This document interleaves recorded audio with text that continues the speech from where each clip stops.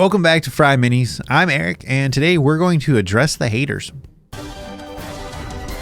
Spicy title, I know, but two of the Wizards of the Coast upcoming books were leaked the other day, and I've already seen a bunch of grumbles.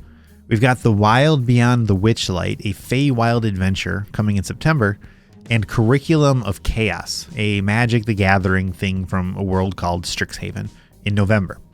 And you know what else got a bunch of complaints? Van Richten's Guide to Ravenloft. Well, back in my day, the Dark Lords were all dudes. So did Mythic Odysseys of Theros and Guildmaster's Guide to Ravnica. Keep your Magic the Gathering out of my Dungeons and Dragons. Heck, people panicked about Tasha's Cauldron of Everything. Brah, customize your race? No, brah.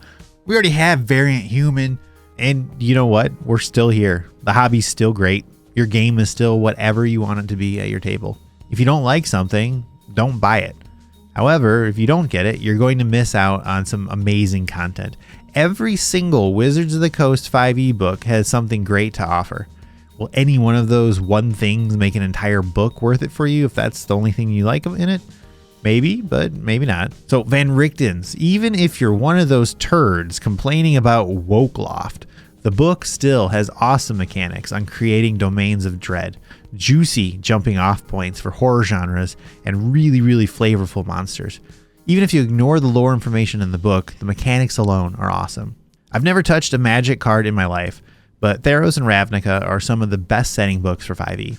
You can strip away the lore attachments and still use them as blueprints for how to build and run competing guilds or developing entire pantheons of gods along with boons and piety.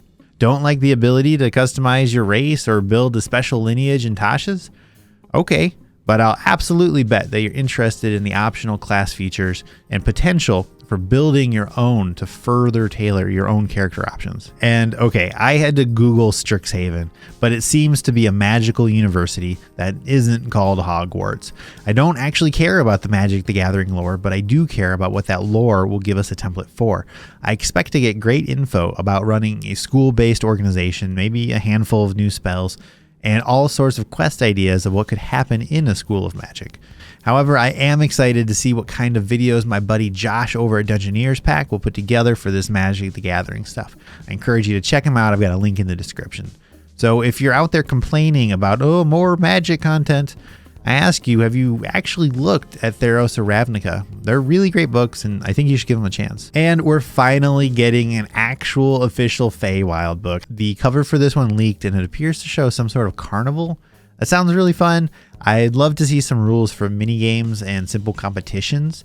I look forward to an expansion of Feywild lore, and I really hope to get some really freaky monsters. Plus, we've recently seen some unearthed arcana that ties nicely into both of these books, so a handful of character options will be great to put it all together. My point is, even if you have a problem with the lore or theme of a book, you can still harvest ideas and mechanics from it. I took a look at every single official Wizards of the Coast 5e book, even the Just Adventure books, and found at least one thing I could apply to my abilities as a dungeon master. Most of these books have huge numbers of things that met the target, but I narrowed them all down just to one. So let's take a look. Acquisitions Incorporated has fantastic rules for running a business or organization. Baldur's Gate Descent into Avernus introduced us to vehicle rules through infernal war machines. Candlekeep Mysteries is a wonderful template for how to build a functional castle, city, library thing. It might surprise you, but Curse of Strahd does a great job at showing us how to build a horror atmosphere. On the opposite side, D&D vs. Rick and Morty shows us how to enjoy goofy and lighthearted playstyles. Eberron Rising from the Last War brings a lot to the table, but it stands out for its group patron mechanics. Explorer's Guide to Wildmount also is a treasure trove, and I say that as someone that doesn't actually watch Critical Role, but I love expanding on our character origins through the Heroic Chronicle. Guildmaster's Guide to Ravnica is another heavy hitter, but it really nails running guilds and competing factions. A lot of people sleep on Ghosts of Saltmarsh, but it's got some really juicy mechanics for operating a boat and managing nautical content. Hoarded the Dragon Queen was admittedly a stretch for me on this exercise, but it teaches us a valuable lesson about establishing villains that aren't immediately murderable and giving context of power to the world. Icewind Dale Rime of the Frost Maiden has a bunch of nuggets in there, but I really adore the character secrets mechanic. I've already told you how much I love Mythic Odysseys of Theros, but I'd love to highlight its rules for pantheons and supernatural gifts in particular. Out of the Abyss has really clever lake, river, and cave environmental hazards in the Dark Lake. Princes of the Apocalypse does a good job of introducing a variety of similar villain types. You can have a campaign designed around one thing, like these cultists, without just slaughtering the poor cultist stat block over and over and over.